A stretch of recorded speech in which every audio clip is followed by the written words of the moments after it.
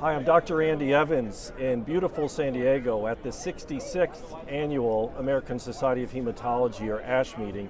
Really happy to be with one of our rising stars and junior faculty, Dr. Claire Tiger, who is an ASH-CRTI participant, which is very difficult to, it's a peer-selected process, so congratulations on that, Dr. Tiger.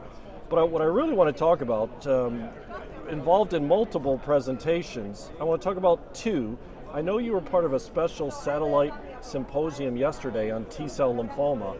So I want you to talk about that first, and also in context with a frontline T-cell lymphoma clinical trial that you're leading. Yes, so T-cell lymphoma is very difficult to treat due to its rarity and heterogeneity.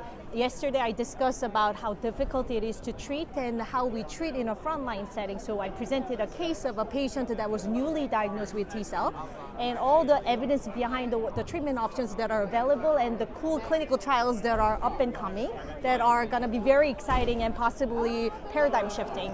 We have one of those clinical trials open at Rutgers called Crescendo trial. It's in frontline T-cell lymphoma, and it's a randomized trial, randomized 1:1 to either belinostat CHOP versus pralatrexate COP versus CHOP. And I think that's a very exciting study that we're all anticipating to see what the results will show.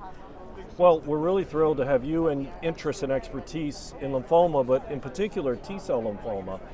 As you know, it only accounts of all non-Hodgkin's lymphomas for about 10 to 12%. And within that 10 to 12%, there's more than 15 subtypes. And that's not even counting cutaneous.